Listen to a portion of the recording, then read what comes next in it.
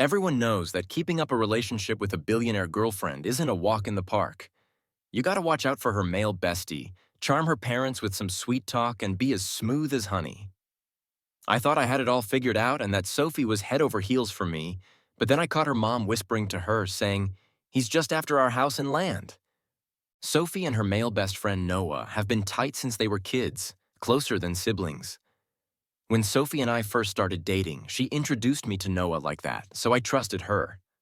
But then Sophie's junior from her research group dropped a hint, saying, "George, you should hang out at our lab more instead of just focusing on your projects." I knew Noah pretty well, so I complained, "I don't have time." You know my advisor's nickname, right? After a bit, Sophie's brother mentioned that Noah shows up at the lab every day. People started speculating if we had broken up. I was shocked because Sophie never flirts. I trusted her. If it was someone else, I might have been jealous, but Noah felt more like a brother. So I thought it was just a misunderstanding. One day, I went to see Sophie and was kind of surprised to see Noah there. It was scorching, and he had grabbed ice cream for Sophie's lab. There was a mix-up with the order, and one ice cream was missing, so he said, "Sophie, you gotta share with me." I stood by the door, watching him offer the ice cream to her. Sophie, busy on her computer, turned away and said, "You know I don't like sweets." Noah wanted to say more, but a junior noticed me and called out, "George is here, come in." Sophie turned around immediately. Noah's hand shook, and he spilled the ice cream on her skirt.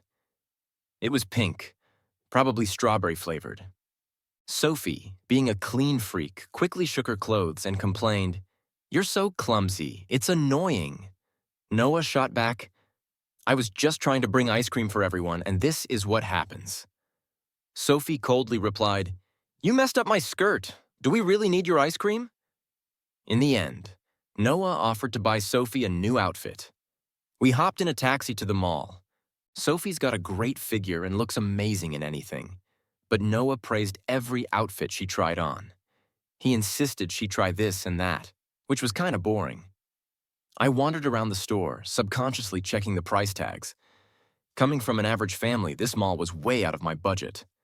Thanks to all the mirrors, I saw Noah behind me, giving me a look of pure disdain. What was that expression? Contempt, mockery, and some superior pity. My hand felt numb, and the clothes slipped from my grasp. They were actually good quality, and with the AC on, my fingers felt chilly. Noah looked away and walked off. I stood there quietly for half a minute before heading back to the fitting room. Sophie, standing in front of the mirror, impatiently asked Noah, "Are you satisfied now?" The clerk quickly packed it up, saying no discounts on new arrivals for $19.99 when. "Sir, do you have a membership card?" Hearing the price made my heart race. It was just a light summer dress.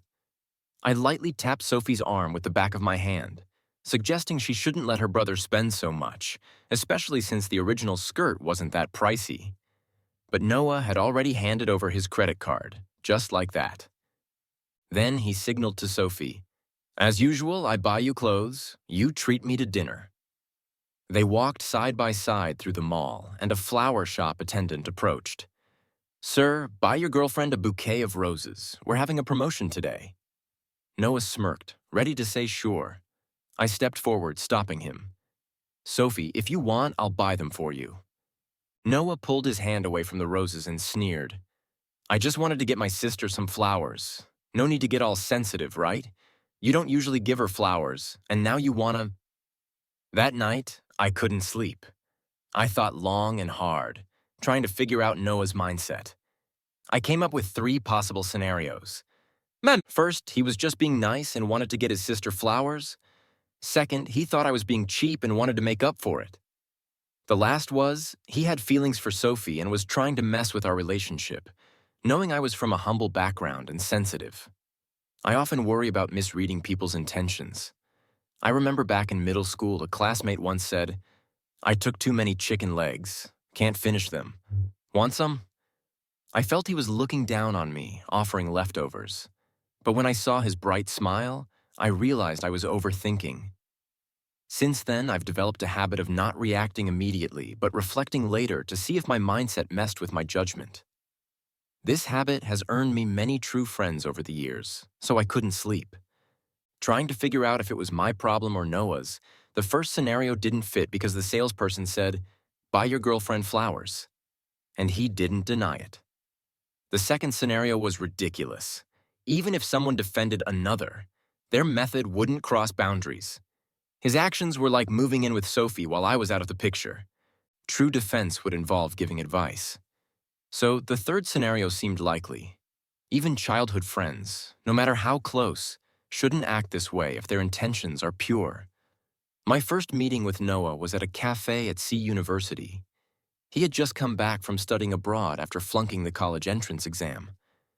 While Sophie stayed local, when Noah returned during the holidays, he found Sophie had me by her side. My first impression of him was that he was enthusiastic but a bit arrogant because of his rich background. However, as we got to know each other, I saw him as sincere and polite, often asking for my help with academic stuff. Gradually, I saw him as a younger brother. Soon after, he surprised me with an expensive Omega watch through Sophie. That day, it was rainy and dark, but the watch face still shone brightly. I went back to my dorm and looked it up online, unable to believe he casually gave me a watch worth 5 figures. I told Sophie to return it. I checked online. It was over $70,000. I couldn't accept such an expensive gift without a reason, and that watch was worth more than all my clothes combined.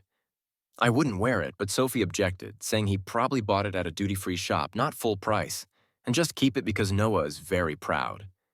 Returning it would offend him. He always says he respects me like a brother. Returning it would be a slap in the face. Compared to what my parents gave him, this was nothing. Somehow, my words reached Noah. He approached me saying, "George, I actually have a favor to ask. Our professor assigned a paper and I'm struggling. Could you help me write it?" I wanted to refuse. Your school is abroad and the course content is different. I might not do well. But Noah smiled. "George, my sister says you're a top student. You can definitely do it. Don't be modest." He sent me the materials and assignment content. It was related to my major, but I was still hesitant. Doing it poorly would be embarrassing. Refusing was awkward since I accepted his expensive gift. In the end, I spent half a month in the library, producing a passable paper. The week I finished Noah's assignment, Sophie and Noah went on a vacation to Japan with their families. 6 people traveling together. Sophie asked if I wanted to join. I had saved enough money for the trip, but I couldn't bring myself to spend it all for a week's vacation, so I said, "Just bring me some souvenirs." Sophie did bring back a box of gifts, showing each one and telling me local stories, making it feel like I was there with her. As for Noah, he ended his vacation early and flew back to school. For years, he didn't return from his social media. He seemed to be living the good life, surrounded by friends and rocking luxury brands. I thought he might immigrate, but after graduation, he returned to C-City. Now Sophie and I had graduated and were in graduate school. Noah had no proper job, sometimes saying he was applying for a master's, other times trying to start a business, but his ventures, like a bubble tea shop, quickly failed. Sophie's mom once complained, "Noah is a good kid, just spoiled by his family. Young people need something to do or they'll waste away." My relationship with Sophie was stable and recognized by her family. When visiting her home, if we met acquaintances, her aunt would introduce me as the prospective son-in-law, a great student.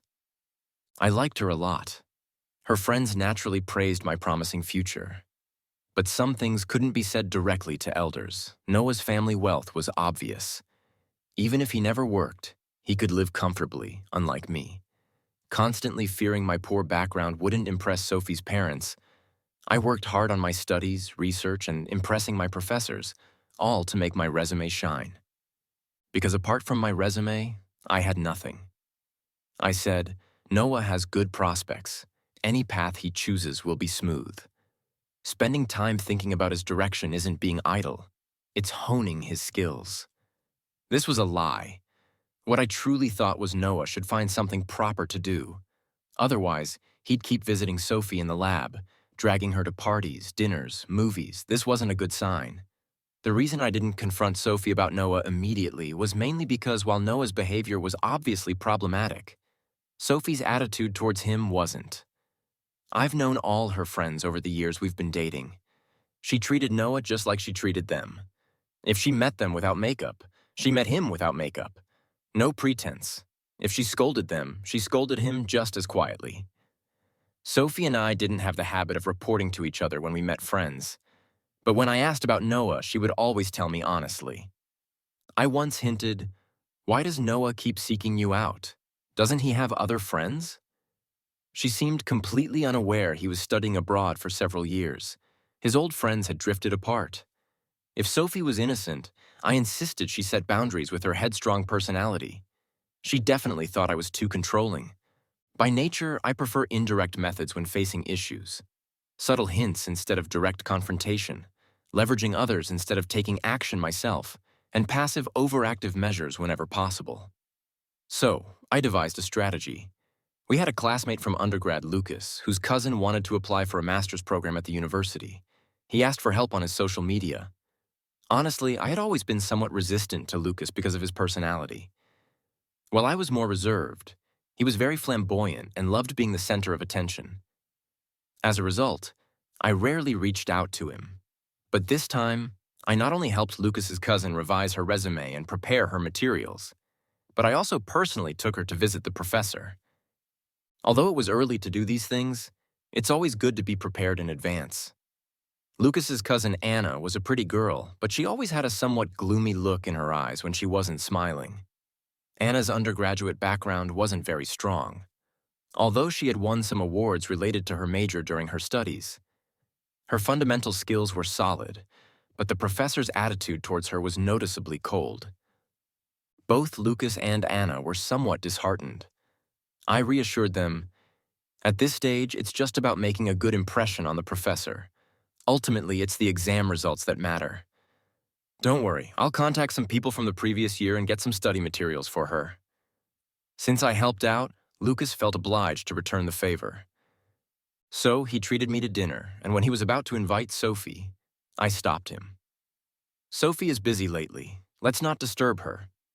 I don't want her to blame me for delaying her work." Having dinner alone with his cousin might raise suspicion, but with her brother present, it was different. A dinner with one girl and two guys discussing school exams sounded perfectly normal. I intentionally chose a popular restaurant where we spent an hour just waiting in line. By the time we finished dinner, it was already 10 at night. Maybe Lucas was overly enthusiastic, but Anna became even more silent. Sophie and I always called each other every night. By then, she had already called 3 times without getting an answer. I guessed her anger was reaching its peak, so I finally answered, putting the call on speaker. "George, where are you? There's no one in the dorm, and you're not answering your phone." Making sure both Lucas and Anna could hear, I responded with a hint of confusion. "Is something urgent?" "I'm having dinner with Lucas and his sister. I was helping her with something, so Lucas invited me to dinner." Sophie seemed taken aback for a moment, and after 10 seconds she said, "Where are you? I'll come find you." Trying to cover up her earlier awkwardness, Sophie arrived at the restaurant, warmly holding Anna's hand and calling her sister. We chatted about everything from stock markets to national affairs, with occasional jokes, keeping the atmosphere pleasant by the time we returned to campus. It was quite late. I walked Sophie to her dormitory but didn't leave immediately. The night was hot and humid, and she hugged me, standing on tiptoe to kiss my cheek, suddenly a bit annoyed. "Why didn't you tell me you were going out with a girl, and Anna was wearing a skirt, such a short one?" I knew what Sophie was thinking. A few years ago, before we started dating, many girls at school had asked if I was single. Even after Sophie confessed, some girls still asked about me on campus message boards. But I never had meals alone with other girls, giving her a sense of security. I frowned, pretending not to understand. "But I didn't hide it from you. Besides, it's summer. You see plenty of girls in skirts." Sophie was at a loss, but Lucas's sister is a girl. I smiled, pinching her cheek. "Does it matter if it's a guy or a girl? I don't mind you hanging out with Noah. Why should you mind me with Lucas's cousin? We've never interfered with each other's friendships." Sophie was speechless and just rubbed her head against my shoulder. "I'm petty. I get jealous. How about this? Let's make a deal. You won't go out alone with guys, and I won't go out alone with girls. How about that?" That's exactly what I wanted to hear. I smiled. All right. I thought my initial strategy was working, but things didn't just fail to improve. They got worse. Noah found another way to make Sophie ignore our agreement. He quickly got a girlfriend, then broke up and got drunk at a bar late at night. He caused a scene at the bar, and the call went to Sophie with a legit reason. If Noah's parents found out, it would be a big problem for him. Sophie went to bail him out. It was too late, and she couldn't find a place for him to stay. So she took him to her off-campus apartment. That apartment had just been renovated with basic appliances and was rarely used. She had wanted us to live there together instead of staying in the dorm, and she had been very open about it. My mom said, "This apartment is for us, for when we get married." I understood Lou's mother's intention. She probably realized I couldn't afford a house right now, so she made this preparation. The more she trusted me, the more I felt I needed to respect her daughter. So, I declined her suggestion. I was determined to buy a house with my own money before getting married. But what I didn't expect was that while I had never stayed in that apartment, Noah did, and he was the first to tell me about it. Early in the morning, he sent a message out of the blue. "Wong, the mattress you bought is really comfortable. I want to get one too." I was a bit surprised. "What mattress?" "Oh, I stayed over at Sophie's place last night and found the mattress really nice. Sophie said you bought it." I felt anger rising from my feet. The mattress was indeed bought by me. When we graduated from undergrad, Sophie's family bought the apartment in her name and wanted her to decorate it to her liking. She thought it should be a style both of us liked since we would live there together. So that summer, we spent a lot of time at the furniture market. For New Year's, Sophie gave me a computer as a gift. I wanted to reciprocate but didn't know what to get. It happened that my roommate worked part-time for a mattress brand and had an employee discount, so I decided on a practical gift and bought a mattress for Sophie. When it arrived, she laughed so hard, praising me for being unique. It became a story she often told about her boyfriend friend's quirky gift ideas. Noah must have heard her tell this story. I clenched my fists, feeling the pain from my nails digging in, and tried to regain my composure, though my thoughts were a bit scattered. I needed to stay calm, so I replied politely, "Sure, I'll give you the sales contact, and you can mention my name for a discount." Unexpectedly, he replied immediately, "No need. My parents are rich. I don't need to be frugal like you, calculating every purchase." The biggest worry in my relationship with Sophie was the disparity between our backgrounds. I hated hearing anyone suggest I was with Sophie for her money. Noah knew this well, pretending not to catch his insinuation. I pressed the record button and calmly said, "I can't help it. I have a marriage mindset and I need to be frugal for our future. When you have a girlfriend, you'll think about these things too." Noah didn't reply. I turned off my phone, feeling a buzzing in my ears that took a long time to fade. So far, the situation had crossed my bottom line. I admitted I had many shortcomings. By conventional standards, I might not be a good match for Sophie. My parents were factory workers with no educational background. In contrast, Sophie's parents were well-educated and successful. One was a professor giving lectures worldwide, the other a thriving business person. Aside from my good brains and not too bad looks, I didn't have much to offer.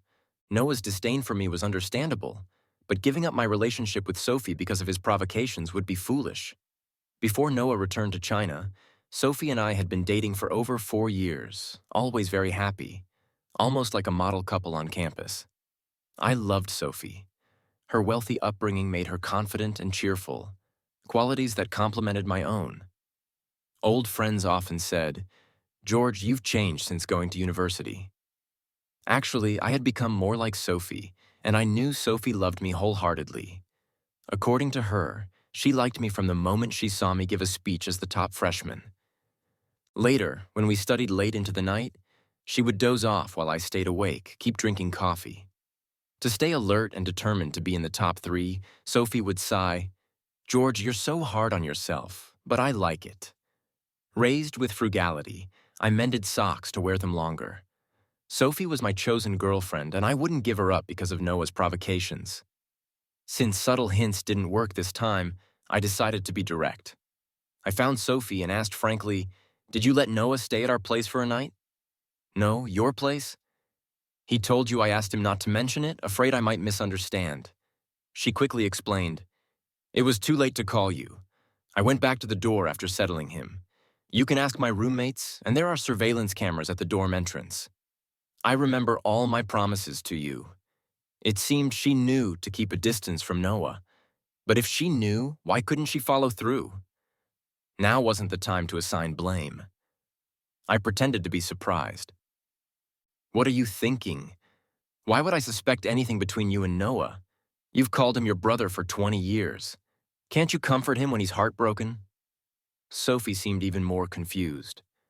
I earnestly said, "I just think your way of handling it wasn't quite right. Noah staying out all night. His family might be more upset knowing my girlfriend took him in. It wouldn't look good. His family is prominent. They care about appearances. You should have called me to pick him up." This was the most rational explanation I could come up with. Noah was young and reckless. Sophie was obligated by feelings, and I was completely non-jealous. Everyone had their roles, and it was quite interesting. Since childhood, I've always been sensitive, but my blood has a kind of courage that once determined to do something, I go all in, never giving up until I reach my goal. So, when I saw my college entrance exam results and knew I could go to an ordinary university, I resolutely chose to retake the exams just to get into a reputable school. I bet correctly. The extra year brought me to a higher starting point. And it was then that I met Sophie, who was clearly not from the same class as me. Later, even though both Sophie and I could have stayed at our current school for our graduate studies, I insisted on applying to the top domestic university, B University, next door. It was all or nothing. During that time, I was so stressed that I lost 20 pounds, but I eventually succeeded. As it turned out, Sophie was even happier than I was when she saw the admission letter, telling everyone, "My boyfriend is a genius, attending B University." Our relationship gradually gained her family's approval after this.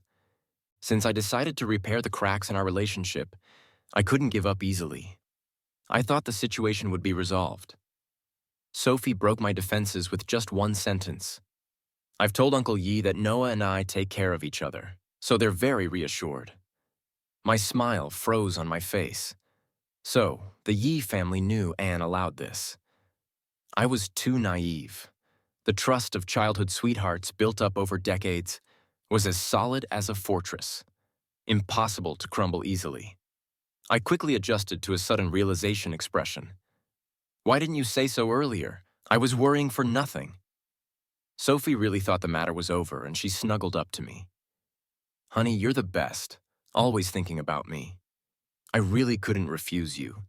You know Uncle Yi has always treated me like his own daughter. I can't ignore Noah."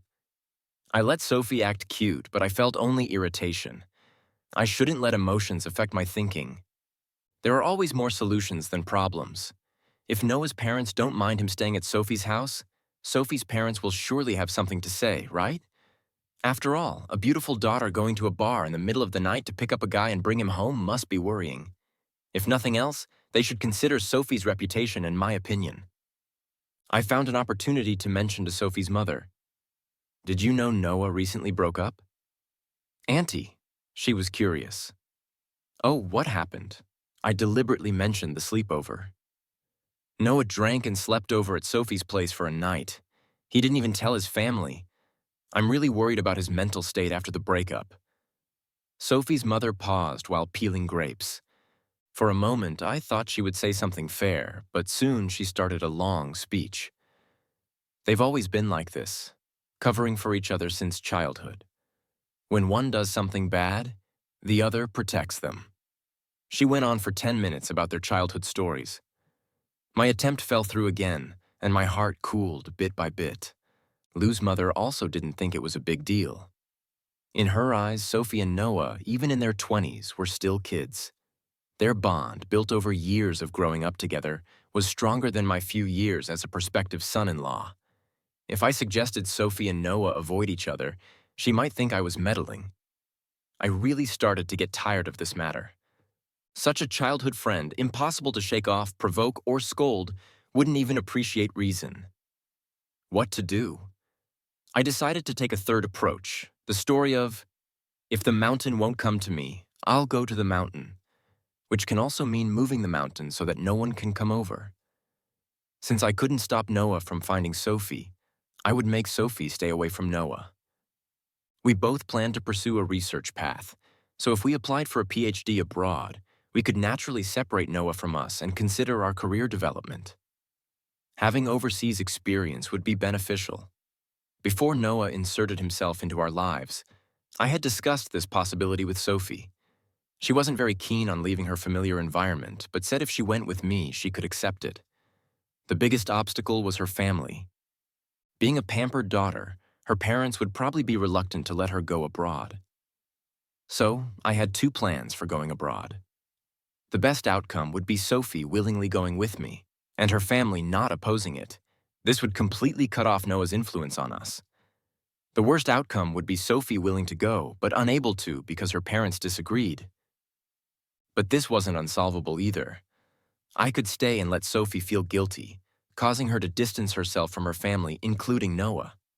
It sounded like there were many uncontrollable factors, but if I planned carefully and executed properly, success was possible. Point 06 with my mind made up. I worked almost desperately to make my resume impressive enough to get a full scholarship covering living expenses. I spent day and night in the lab, occasionally taking a 5-minute break to check social media. Noah's personality naturally inclined him to share. I knew all his social accounts. His main account showed him as a sunny guy with many followers, often receiving comments like "charming guy from a wealthy family," but he also had a secondary account where he sometimes posted sentimental, sometimes literary, and occasionally silly and funny content. Honestly, if I didn't know him personally, I might find the secondary account version of Noah quite easygoing and be willing to be friends with him while I was grinding away at my articles. Noah's main account posted photos of him and Sophie at a friends gathering. 5 or 6 friends, arms around each other, with Noah closest to Sophie. Their eyes looked as close as a couple's. My heart was suddenly pierced by something sharp. I had always been certain Sophie had no romantic feelings for Noah, which is why I did so much. But what if I was wrong? Overthinking gave me a splitting headache. Going downstairs to get takeout, maybe due to days of continuous fatigue and low blood sugar, I stumbled and fell down the stairs. It was a hard fall. My ankle twisted, and my forehead bled. It was utterly embarrassing. It was Sunday night, and the teaching building was empty. Despite the commotion I made, no one came to check. I struggled to sit up and open my phone to see who could help me. I clicked on Sophie's WeChat profile. Our last voice messages were, "Today's Noah's birthday. We're going to sing. I'll call you later when I'm back in the dorm." "Okay, I'll wait for you." Sophie was with Noah. Was it the right time to call her now? My mind was clouded. I hesitated for half a minute, unable to make the most beneficial decision. When I opened my eyes again, there was a pair of shoes in my sight. Pure white sneakers, spotless. The owner of the shoes squatted down slowly, their gaze level with mine. It was Anna. Her appearance here wasn't surprising after failing to see the advisor. She started contacting senior students, occasionally helping us run errands to earn a good impression. This little girl was quite purposeful, somewhat like me. Anna lowered her gaze. "Senior, if your girlfriend is too busy celebrating someone's birthday to come, I can take you to the hospital. You hurt everything." I felt a bit embarrassed and tried to explain. "No need to trouble you. I can go to the hospital myself." Anna pinned me with one sentence. "There's a problem between you two." Her tone was indifferent, and I couldn't discern her intentions. But I didn't really care. She extended her hand to me. "Get up, I'll take you to the hospital faster. Isn't the senior racing against time to publish papers? The time you waste now will need to be made up for later." I hesitated for 3 seconds but didn't refuse her help. Anna was right. Even if I wanted to use my injury to manipulate Sophie, I couldn't let the injury delay my papers and data. She helped me up. She looked slim but had the strength to support me down the stairs. "Thank you." "No need." Anna was indeed efficient. In less than an hour, my ankle sprain was treated, and the doctor gave me some oral glucose. The CT scans showed no serious issues. It was quite late, but Anna showed no signs of fatigue. She calmly organized my hospital documents, sorting them by size, and said, "You can call your girlfriend now." "What? Call your girlfriend to come see you?" A boyfriend gets injured, but only after handling everything does he call her. Seeing such a considerate boyfriend, her guilt should double this, is what the senior is thinking, right? Don't worry about me leaking anything. Just consider it a thank you for introducing me to a tutor. Maybe my mind was really sluggish. It took me a long time to understand that Anna had seen through my intentions long ago while I racked my brains to set traps for Sophie. This girl guessed the whole situation from just a few words. With similar people, there's no need for many words. I smiled. Since you think that way, I want to be polite with you. It was past midnight when Sophie's call came as expected. Her voice was obviously happy from the fun. "We just finished, but Noah wants to go too." I interrupted at the right time. "Then you go ahead, Dante, worrying about me." "George, what's wrong?" I coughed lightly to make my voice even more hoarse. "I accidentally fell and just finished seeing the emergency doctor. I'm about to take a cab back to school." Sophie's voice immediately turned anxious. "Why didn't you tell me? How could you do this? Wait for me, I'm coming over now." I hung up the phone. Anna stretched and stood up. "I'll leave now. Good night." I thanked her again. Half an hour later, Sophie appeared at the door. Her worry and concern were genuine. That's just how she was, full of emotions and soft-hearted. Sophie carefully read my medical records, then cautiously supported me as we moved towards the door. "You got hurt, George? Didn't tell me." "Do you know how much it hurts me when you keep everything to yourself? If something happens and you don't tell me." I smiled and shook my head. "I can tell what's important and what's not. I just fell." "But it's Noah's birthday, which only happens once a year, and all your friends went. How could you not go?" Sophie stopped, dissatisfied. "What's the big deal if we don't celebrate a birthday? What if something happened to you? What would I do?" "Okay, I get it. You talk too much. No. George, I need to make this clear. You're always the most important to me. If something like this happens again and you hide it from me, I'll never talk to you again." "You're so awful. You have to tell me if anything happens. Got it?" Sophie kept nagging, but I was too tired to listen. My gaze drifted to the girl, the clinic door. The streetlight was dark white, outlining her lonely figure. Anna, with her head slightly lowered, threw the paper cup into the trash can, then looked up at me. Her eyes were distant, as if watching an outsider's performance. I nodded slightly at her. Anna made a victory sign at me, then turned and disappeared into the vast night. Because of my fall, Sophie has been completely compliant with me, almost staying by my side 24/7. If it weren't for my persuasion, she probably wouldn't even want to go home on weekends. But my goal was more than that, taking advantage of this opportunity. I also made appointments in other departments, like for poor sleep, digestive issues, and had all sorts of minor ailments checked. One doctor, after reviewing my test results and various reports, spent quite a while explaining the illnesses that could result from staying up late, poor diet, and overthinking. "Young man, don't think you can get away with everything just because you're young. You need to take good care of your body. And you, young lady, keep a closer eye on him." After picking up the medication, Sophie looked obviously worried. She carefully advised me, "George, I know you work very hard, but I want to say you really don't need to push yourself so much." "Huh, you thought you can take a break?" "It's not just men who can be a support for women. I can be your support too." I was stunned and didn't speak for a long time. Sophie thought I was angry and hurriedly explained, "I don't mean that you should rely on me or that your efforts are useless. I mean, look, although my family isn't very wealthy, supporting our expenses is more than enough. Given her parents' financial strength and their love for her, more than enough was likely an understatement." I shook my head and said seriously, "It's because your family is well off that I'm pushing myself so hard." "George, do you think I don't feel tired? Do you think I don't need a break? But I don't dare to because I don't have the confidence. For so many years, I've never shown too many negative emotions in front of Sophie. In her eyes, I've always been serious, ambitious, resilient, and never willing to admit defeat.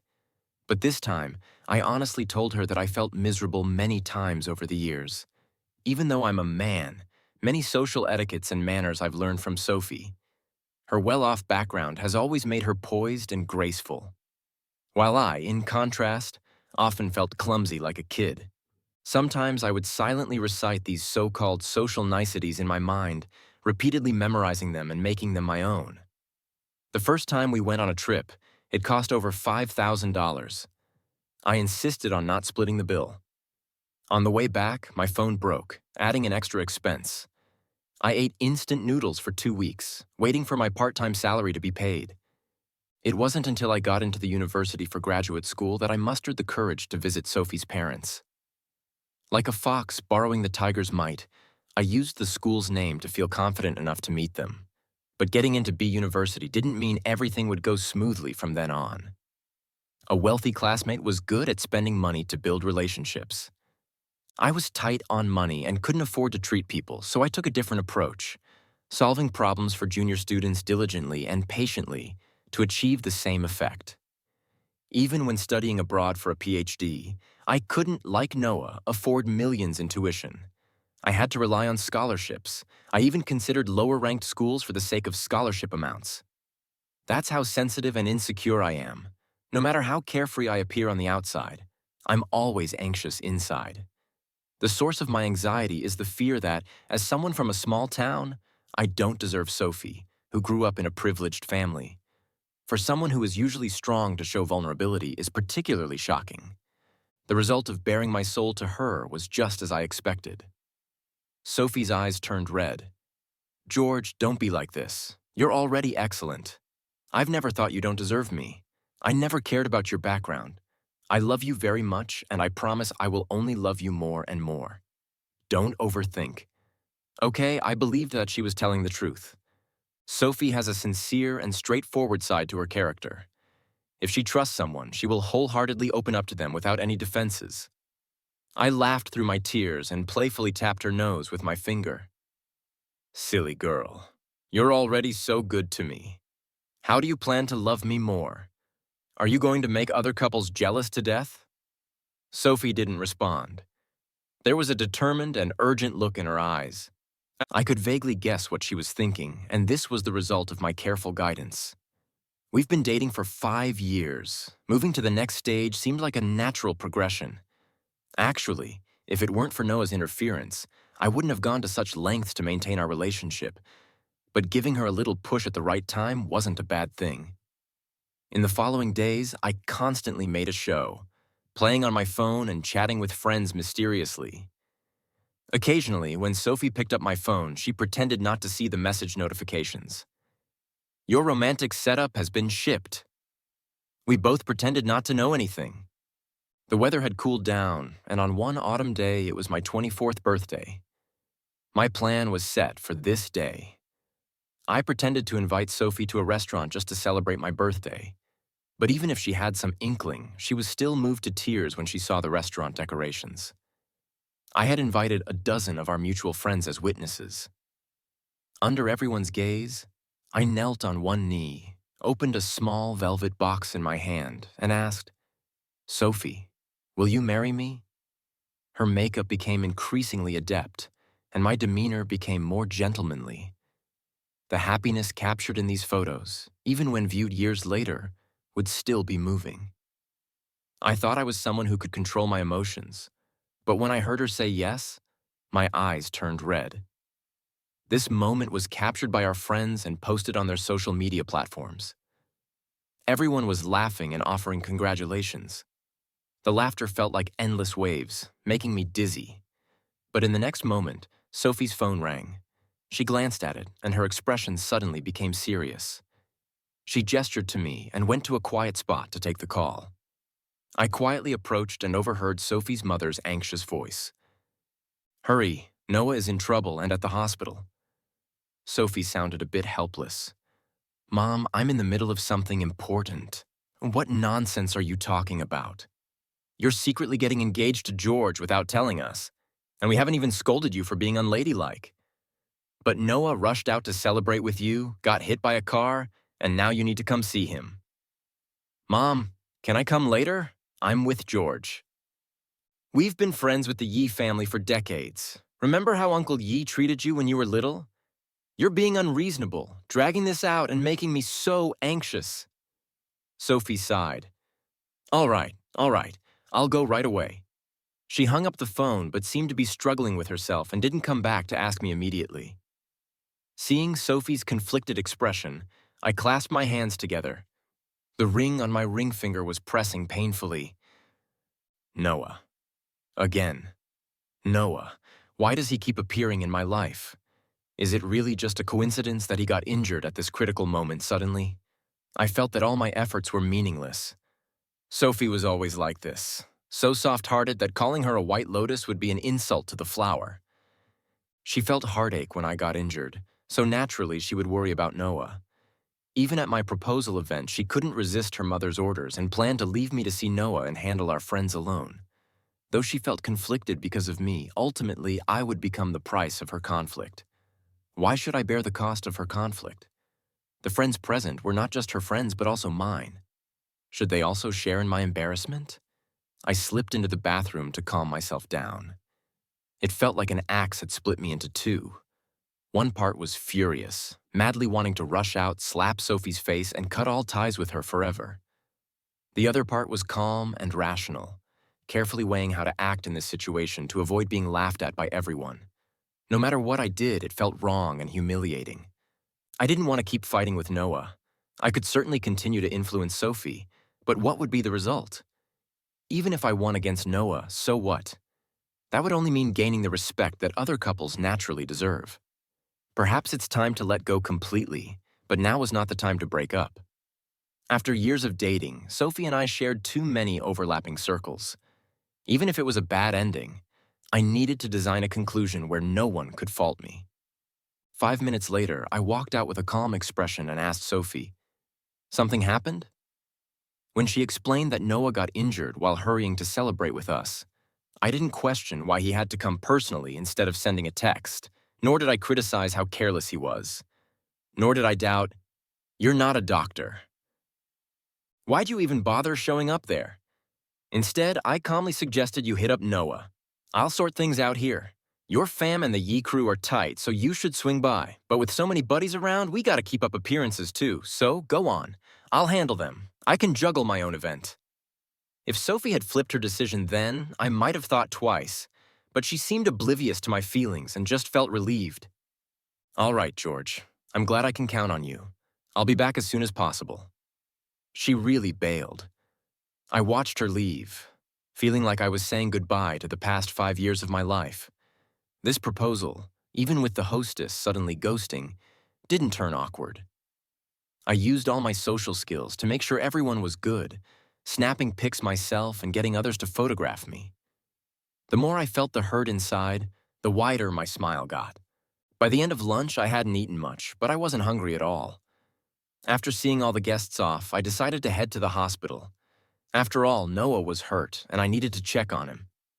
I asked the waiter to pack up some decorative roses for me, just like the ones we picked out at the mall. Since Noah loves giving flowers, I'll get him a bouquet too. By the time I rushed to the hospital, it was already evening. Everyone there looked stressed and worried. Even though I had been feeling off lately, when I caught my reflection in a mirror, my face looked just as tense as theirs.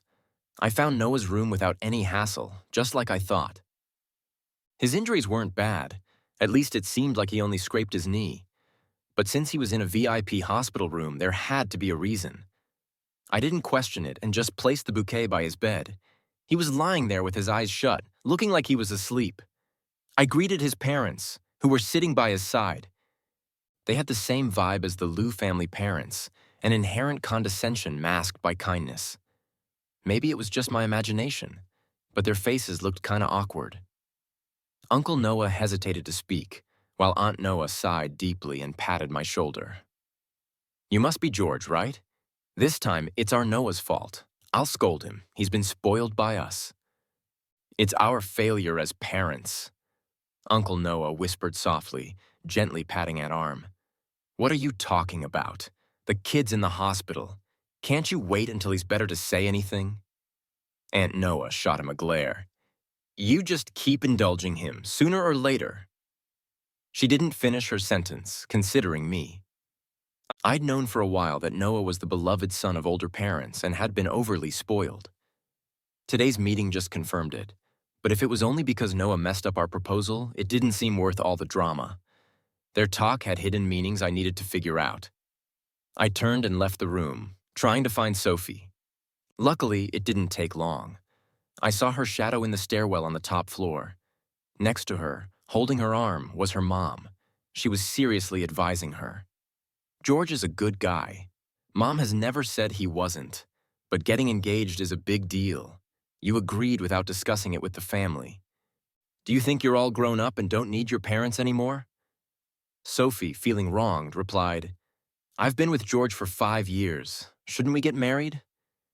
Yes, but with Noah like this, should you rethink before deciding? We can't ignore Noah. Sophie frowned and said, Stop it. Noah's fine. I grew up with him. Don't you think I can tell? He's full of lies, and you still believe him? How could he even like me? Even though I already knew this, hearing it from them shook me. Those few sentences packed a punch. If I hadn't already decided to call it quits, I might have been drowning in pain. Noah did like Sophie and had just confessed his feelings to her, but Lou's mom pushing that they couldn't ignore Noah caught me off guard.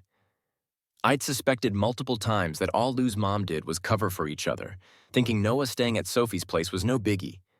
Was I being too suspicious, or did she have other motives? Now it was clear. At that point, I kind of felt like laughing. 20 years as childhood friends but never lovers. Maybe they thought I was the third wheel. Sophie's mom was still pleading, saying even if you don't believe it, we gotta explain to the Noah family. How about this? You're still young and haven't graduated yet. No rush.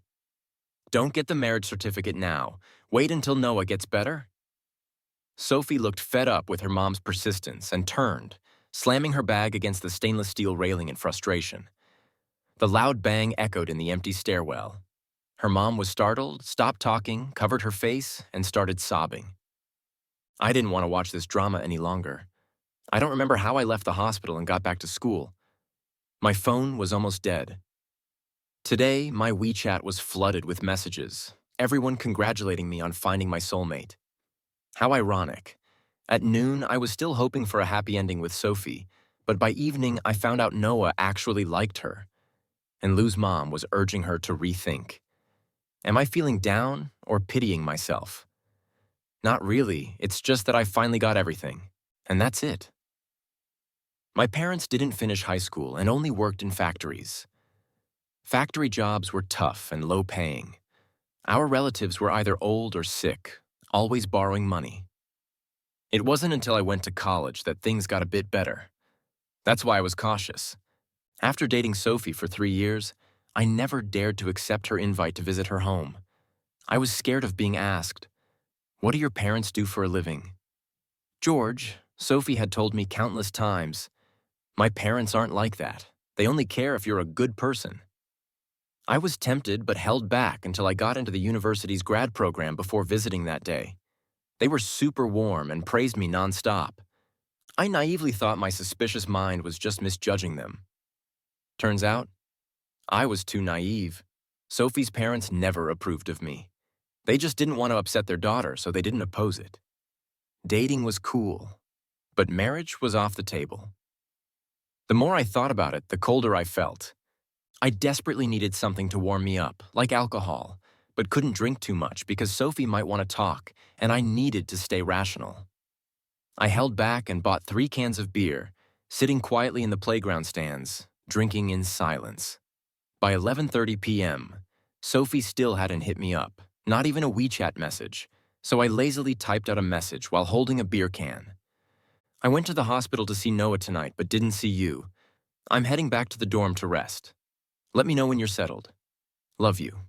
We have to break up now since my emotions are all over the place. Staying calm is the best move.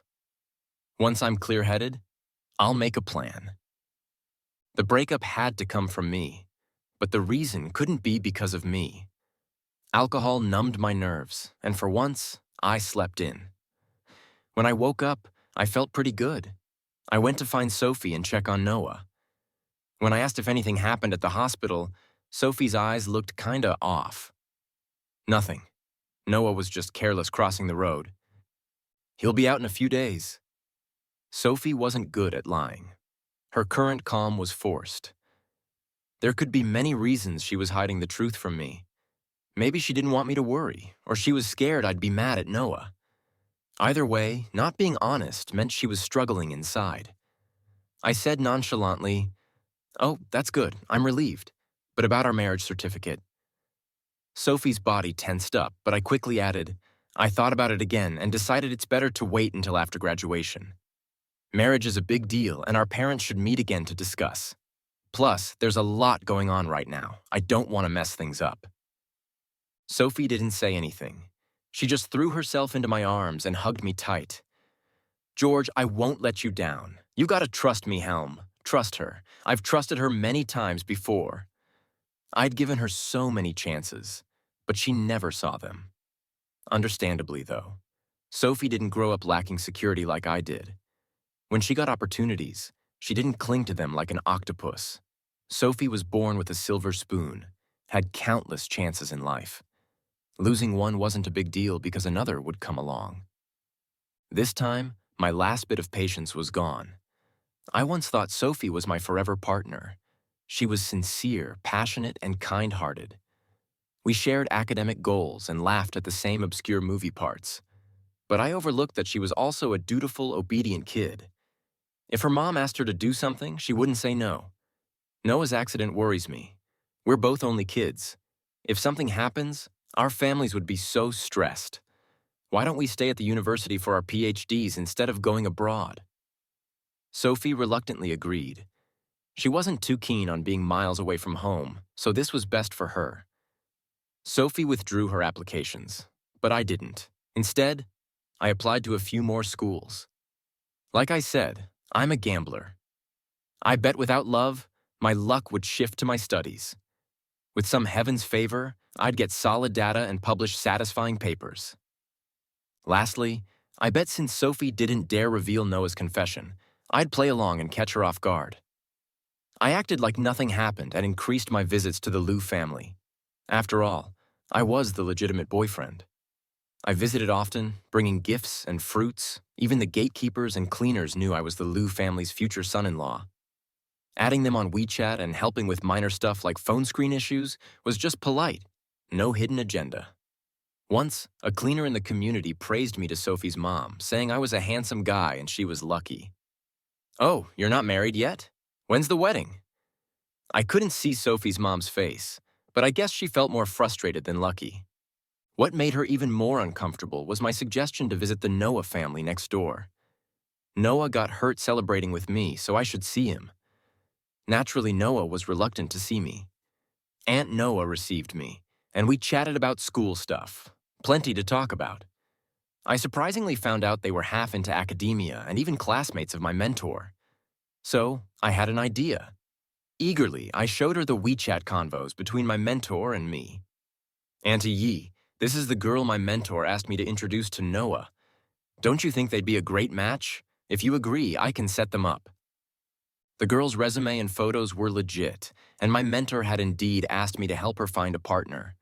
But my goal wasn't to introduce her to Noah, but to use this chance to show off my social circle to the Noah family. Most of what Aunt Noah knew about me probably came from what Sophie's mom told her.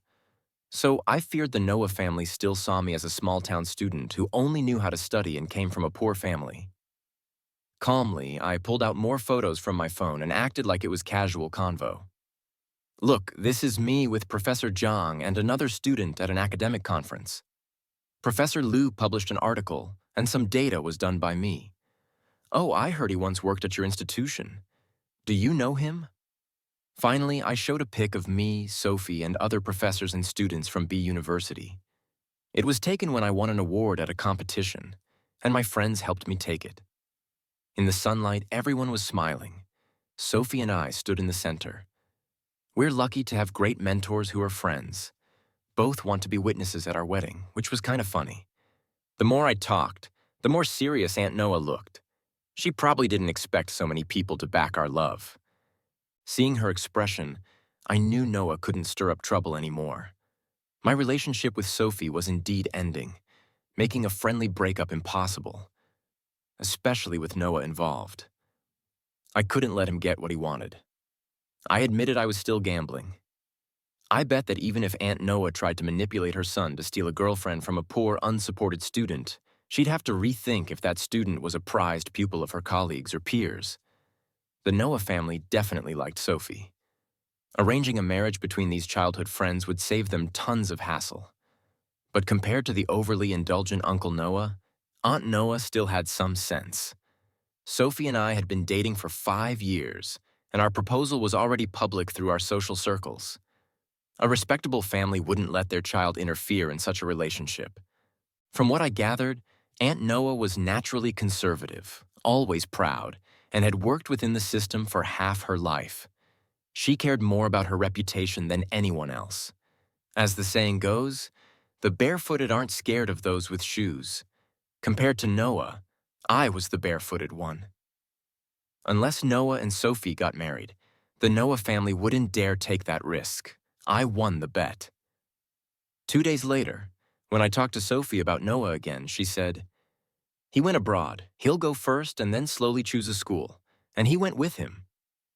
Noah had spent a year idling without deciding his future, but after one visit from me, he figured it out. I averted my gaze, pretending not to notice Sophie's thoughtful look. Maybe Noah's parents finally decided to act and couldn't tolerate their son's reckless behavior anymore. Noah leaving abroad clearly affected Sophie's mom. Or maybe Aunt Evette told her something, making her suspect I was involved. When I visited again, she clearly told me not to come so often, claiming she had health issues and needed to go to the hospital. Headaches, shoulder pain, eye discomfort.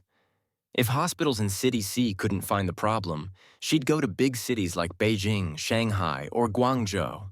But what she really wanted was to separate Sophie from me. Same old tricks, I figured. Sophie's mom could think of them too. It didn't matter since I had my first offer. Even if it was just a half scholarship, it was a big boost for the future. I'd get more. I'd already had my escape route ready. The reason I kept things as they were was that I wanted to leave cleanly and smoothly. I encouraged Sophie to go with her mom for treatment. Sophie didn't wanna, fearing it'd mess with her graduation. So I spoke for her mom. Children should be filial.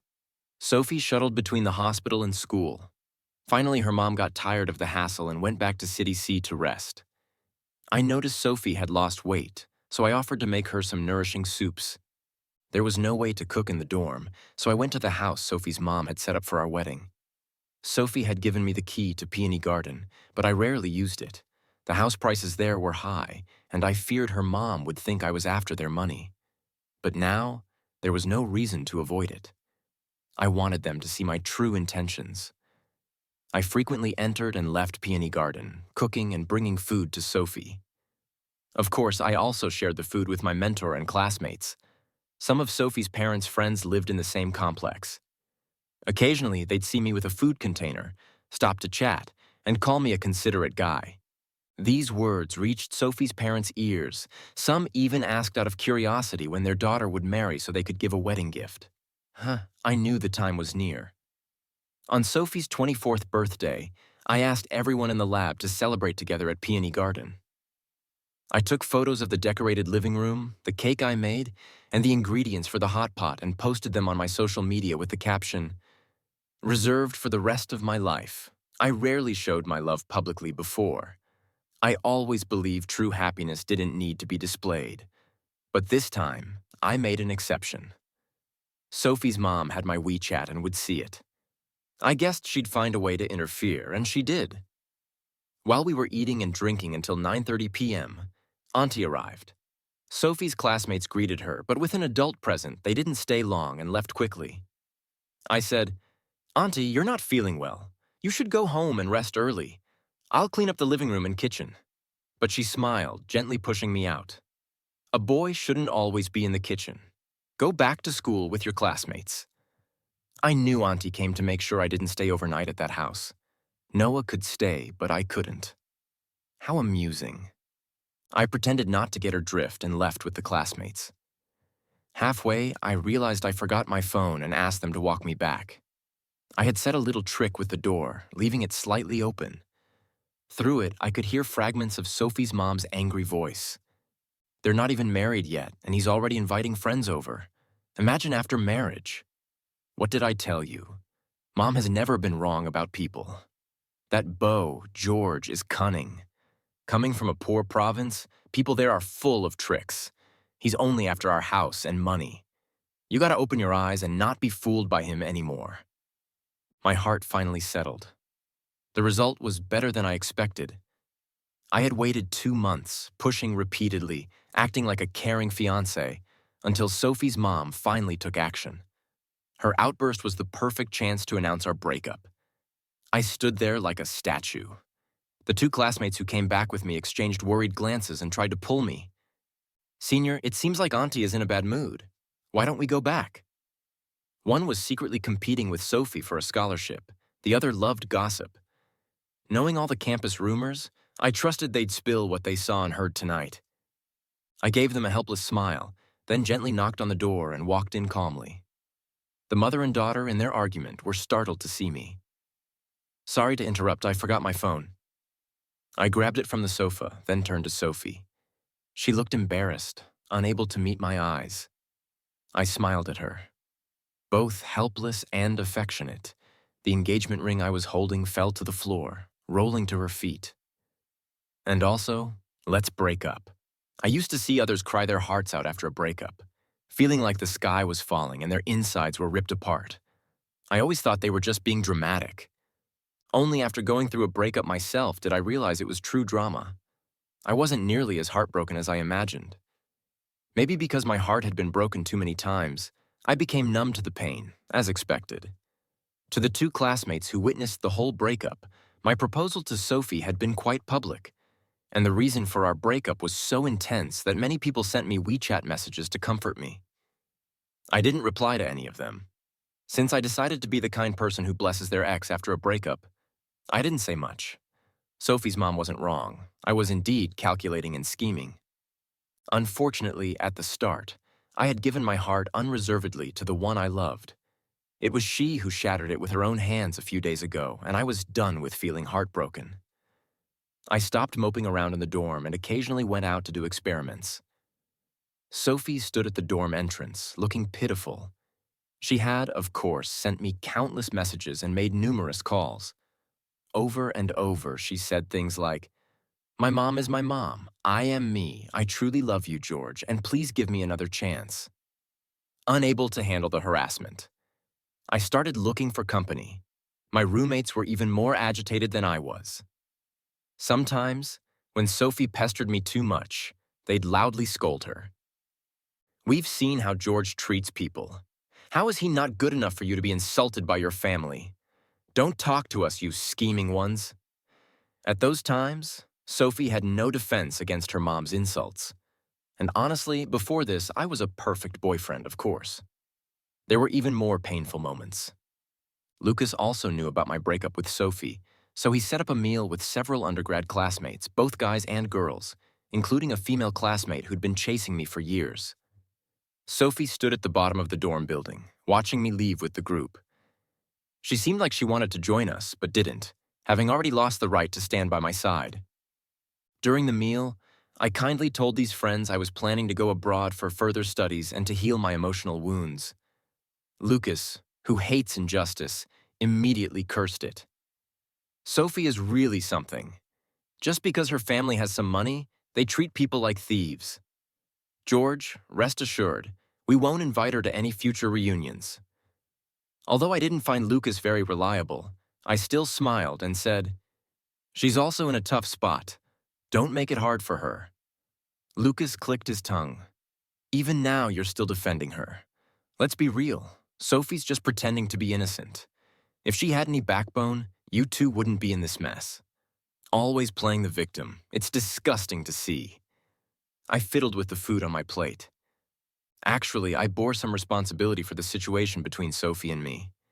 If I had been smarter, I'd have realized her parents' views on me earlier and broken up when things were still shallow, avoiding trouble for both sides.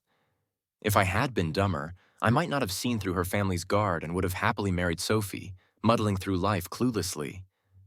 But I'm just an ordinary person. This breakup felt like a dull knife cutting through flesh. Only now did I start to feel the heart-wrenching pain. It's not that I don't love Sophie. It's just that I always loved myself a bit more. As graduation approached, more and more people invited me to farewell dinners. I initially declined all of them and only went after making sure Sophie wouldn't be there. But eventually, I still ran into her once, seeing that familiar figure. I turned and left, the host chasing after me, trying to persuade me. "George, I'm sorry. I just thought you could let bygones be bygones." I pretended not to see Sophie hiding in the shadows and said, "She's such a good person. I'm not worthy of her. That childhood friend of hers is more suited for her." Not sure which word touched Sophie. She suddenly rushed over, grabbed my sleeve, and said with a trembling voice, "George, don't you think I should have told you earlier? All those words from Noah are lies. Don't believe him." I was startled and stepped back a few paces to break free. Sophie became even more agitated, pulling at my clothes harder, even tearing a hole in my sleeve. She cried out in a near breakdown, "I don't like him at all. What my parents think is their business. Why can't you understand me?" This happened at the busiest time on the food street outside campus, and our commotion drew everyone's curiosity. Covering my eyes, I said helplessly, "How else am I supposed to understand you? Your parents look down on me for being poor. Am I supposed to lack ambition because I'm poor? Is it okay for me to endure contempt? The person I love can't even firmly choose to stand by my side. Every time I take a step forward, she naturally takes a step back. No matter how much I persist, what's the point?" "Sophie, instead of questioning me, why don't you try convincing your parents to drop their prejudices?" "Because you don't dare. Because you're cowardly. Because you don't love me enough." I had already compromised enough. More onlookers gathered, and I spotted several juniors from University C among them. Sunmi even took out her phone to record. Sophie, with tears streaming down her face, kept apologizing and tightly grasped my ripped sleeve, as if letting go would mean losing something forever. Mutual friends tried to separate us, and some burly guys from nearby stalls joined in. "Hey, hey, what's going on here? Can a woman harass a man these days? Don't be shameless." In the chaos, Sophie fell to the ground. I instinctively tried to catch her, but in the surrounding crowd, I also got injured. Security guards and police were called to the scene. The dispute escalated, and 5 or 6 people were taken in for questioning. The street was covered with surveillance cameras, and from the footage, it was clear that Sophie had initiated the physical contact, making her the primary culprit. With graduation approaching, it was best to avoid trouble. Sophie's parents quickly arrived, offering apologies and trying to calm things down. They even pleaded with me. "George, please tell the police that it's just normal couple quarrels. Why make it a big deal?" I showed them my injured elbow. "Uncle, yeah. Auntie, yeah. Sophie and I broke up months ago. This isn't a normal couple quarrel. If you keep twisting the truth, I won't hesitate to escalate the matter. I'll inform the police that Sophie has been harassing me and seriously disrupting my life." If I say that, the nature of the issue changes. You two should think carefully. Their faces turned pale, but in public, they held back. Uncle pulled his wife away, but she couldn't stop muttering, "Didn't I say? A man like him isn't worthy of my daughter." I usually have a good temper, but this time, I didn't hold back. I looked calmly into Sophie's mother's eyes. "Auntie is mistaken. It's Sophie who isn't worthy of me." At this, even the usually friendly Sophie's father changed his expression. "Young man, you should be kind. Our family has never treated you badly." I returned his smile. "Then please explain clearly how you haven't treated me badly. Did I ever spend your money?" Before Sophie's father could respond, her mother angrily replied, "You spent Sophie's money, and isn't her money given by us? We bought a house as a dowry. Isn't that generous enough? And you even encouraged her to go abroad for a PhD. Can your family afford that? Isn't it relying on us this time? I genuinely laughed. I took out a small notebook from my bag, opened it, and handed it to her. Word for word, these are all the expenses between Sophie and me since we started dating. Every penny she spent, I spent too. We always went Dutch, fair and square. As for your house, I haven't stayed there for even a day. As for how I get the money to study abroad, I looked over to the back. Sophie, your mom doesn't know, but you do, right? Sophie stood silently not far away, her eyes filled with pain. Simple and straightforward as she was, she probably never expected her parents to be so aggressive. Her tears seemed to have dried up, and she said hoarsely, George wins national scholarships every year, gets allowances for projects, occasionally takes private jobs, and does part-time work. His grades are excellent, and he has scholarships for his PhD. Mom, I've told you many times, George isn't after our money. Why don't you believe it? Her mother, both ashamed and angry, gritted her teeth. You're young. I stopped caring about these debates and decided to put my mind at ease and spend more time with my parents. To my surprise, my parents sold their house in the small town and planned to move back to the countryside. We are retired. Going back to farming is good. We sold it for 500,000 win. George, you should give this money to Sophie. We don't have much money, but we hope you both can live well. I hadn't told them about my breakup with Sophie, but now it was time to confess. My parents didn't have much education and didn't understand too many principles, but they knew to treat their future daughter-in-law well. When I was in my first year of grad school, they came to Sea City to visit me. It was our first family trip. Looking back, Sophie's mom insisting on inviting my parents to dinner in Sea City probably wanted to evaluate my family. My parents brought the best local specialties from our hometown. My dad isn't good at talking, but at the dinner table, he politely told Sophie's mom, Our child is far away, we can't help much, please take care of him. Sophie was very enthusiastic, insisting that my parents stay at Bien Hoa Garden. George just bought a new mattress, it's super comfy. Thinking back, Sophie's mom's smile was a bit bitter then. Probably, in her view, with me buying furniture and my parents staying over, it clearly showed my ambition to settle in her house and with her parents. Selling all their assets for only 500,000 won wasn't enough to buy a bathroom in Sea City. How could I blame Sophie's parents for being wary? Everyone's money isn't easy to come by, so it's natural for them to be cautious and critical. But my intentions and my parents' intentions shouldn't be trampled on. I held back tears and hugged my parents. Mom and Dad, don't worry. I won't let others look down on our family. I definitely won't. Finally, I graduated smoothly from B University. The recommendation letter from my mentor played a big role, and I got into another top university for my PhD. I received the highest scholarship awarded to B University students in the past 5 years. I moved from one campus to another, and although the living expenses were covered, studying abroad was super tough. I constantly felt intellectually overwhelmed, and the academic pressure was immense. Almost every day I asked myself, is this worth it? But I always told myself to hold on a little longer. As a greedy person, I wanted too much, and how could I achieve it without some hardship? It took me 6 months to overcome the language barrier, and another 6 months to find my footing in the lab. Then I felt life was back under control. Occasionally, to lighten my mood, I'd check Noah's social media.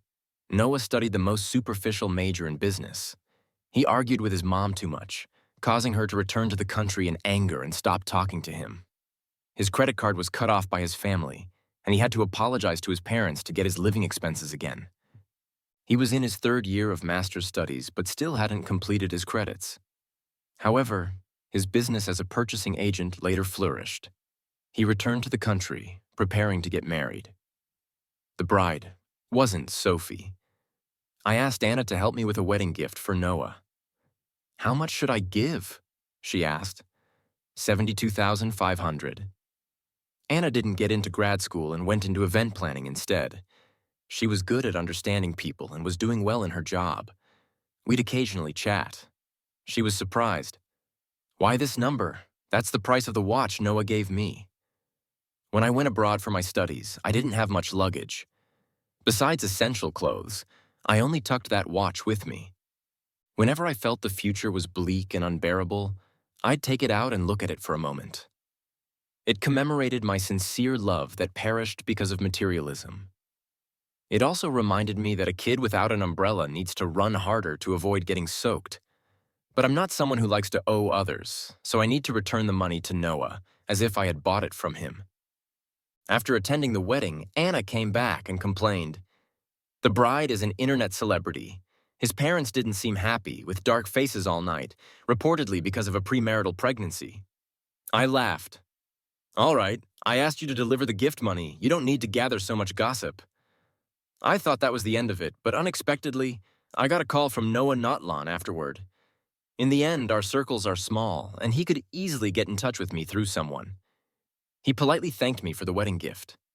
After years without contact, his voice sounded calm and mature. I said, "It's nothing. We weren't that close back then, and you gave me such an expensive gift." I was quite touched. He seemed a bit speechless. Actually, I wanted to apologize. I was a bit reckless back then, hurting Sophie and you. I'm sorry, George. This apology sounded quite ridiculous, so I couldn't help but laugh, but still kept it polite. It's been years. There's no need to bring it up. Noah took a deep breath and continued to apologize. No, I really feel sorry for you both. These years, Sophie hasn't had it easy.